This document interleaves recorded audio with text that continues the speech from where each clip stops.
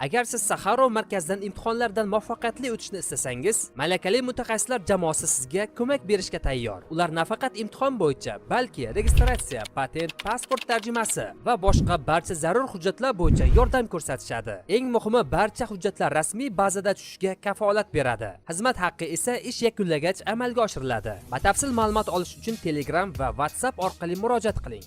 Isroillik ekspertlar 2000 kilometrgacha uchish masofasiga ega bo'lgan Turkiyaning Jenk ballistik raketasi haqida ogohlantirmoqda. Rossiya Eronga ilg'or mobil Nebo M radiolokatsiya tizimlarini topshirishni rejalashtirmoqda. Isroil tamom bo'ldi. Hech kim Isroilga endi bormaydi. Siz hamma narsani yo'qotdingiz, hatto buni anglamayapsiz ham. Amerika Eronga qarshi harbiy kuch qo'llashining yagona sababi Isroil qarshisida turgan kuchni ildizi bilan yo'qotish. Zelenskiy Rossiyani Ukrainaga qarshi navbatdagi keng ko'lamli zarbalarga tayyorgarlik ko'rayotganlikda aybladi. Assalomu alaykum, Reformuz kanalining obunachilari va internet foydalanuvchilari. Biz boshladik. Isroillik ekspertlar 2000 kilometrgacha uchish masofasiga ega bo'lgan Turkiyaning Jenk ballistik raketasi haqida ogohlantirmoqda. Hisobotga ko'ra, Isroil hududining butun qismi ushbu raketa ta'sir doirasiga kiradi. Bu esa mintaqadagi kuchlar muvozanatini o'zgartirishi va ehtimoliy kelgusi tahdidlarga qarshi tayyorgarlik ko'rishga turtki berishi mumkin. Rossiya Eronga ilg'or mobil Nebo M radiolokatsiya tizimlarini topshirishni rejalashtirmoqda. Bu radarlar Yaqin Sharqda AQShning F-35 samolyotlari ko'payib borayotgan bir paytda ularni oson aniqlab yo'q qila olishi aytilyapti. Rossiya Isroil va AQShga qarshi Eronga yordam berish uchun Ukrainaga qarshi havo hujumlarini cheklamoqda.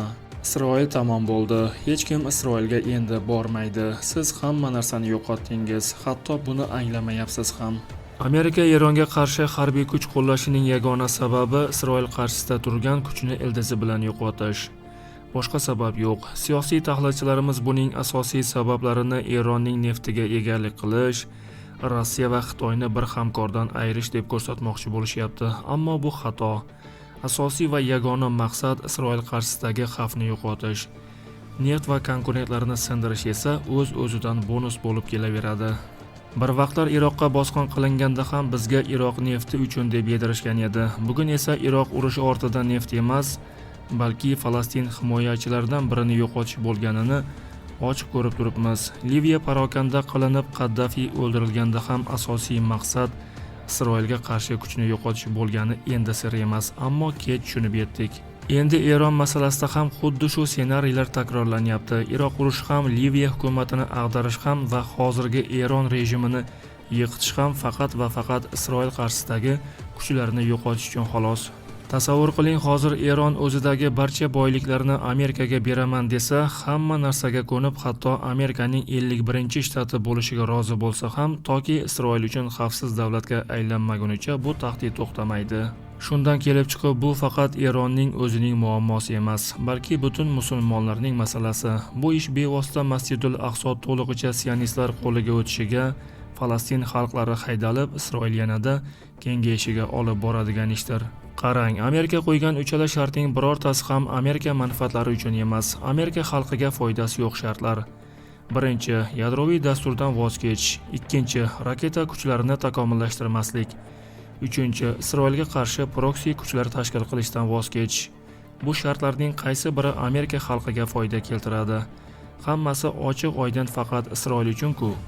Mana shu narsaning o'zidan Amerikani kimlar boshqarayotganligi, Amerika harbiylari kimlarning yo'rig'iga yurishi ko'rinib turibdi. Qisqasi, Eronning nefti uchun deb yoki boshqa sabablar o'ylab topib, masalani lokallashtirib bizga yedirmang. Masala sionistik rejim va unga qarshi bo'lganlar masalasi. Faqat Eronning o'ziga taalluqli lokal emas, balki butun musulmonlarga taalluqli global masala. Agar hozir Eron yiqilsa, Isroilga qarshi biror kuch qolmaydi. Agar hozir Eronni yiqita olishmasa, ozgina vaqtdan keyin Eron juda kuchayib, Isroilning hamtovoqlari uni eplay olmaydigan holatga keladi. Zelenskiy Rossiyani Ukrainaga qarshi navbatdagi keng ko'lamli zarbalarga tayyorgarlik ko'rayotganlikda aybladi. Ukraina prezidenti video murojaatida razvedka ma'lumotlariga tayanib, Rossiya Ukrainaning energetika infratuzilmasiga qarshi keng ko'lamli hujumlar rejalashtirayotganini ma'lum qildi. Moskva urushni yakunlash bo'yicha ilgari surilayotgan real takliflarni rad etmoqda. Rossiya hujumlari doimiy ravishda takomillashib bormoqda. Afsuski, yovuzlik ham rivojlanyapti deya qo'shimcha qildi u. Kreml matbuot kotibi Dmitriy Peskov esa Shveysariyada o'tadigan muzokaralarda barcha asosiy masalalar, jumladan jiddiy masalalar ham muhokama qilinishini ma'lum qildi. Uning so'zlariga ko'ra, Rossiya delegatsiyasi tarkibi 20 kishigacha kengaytiriladi va unga Vladimir Medinskiy rahbarlik qiladi. 17-18 fevral kunlari Jenevada o'tishi rejalashtirilgan uchrashuv Ukraina, Rossiya va AQSh vakillari ishtirokida bo'lib o'tadi. Video ostida o'z fikringizni qoldiring, haqorat qilmang. Reforma o'z voqealar rivojini yoritishda davom etadi. Video yoqqan bo'lsa, like bosishni unutmang. Kanalimizga obuna bo'lib, bizni kuzatishda davom eting. Salomat bo'ling.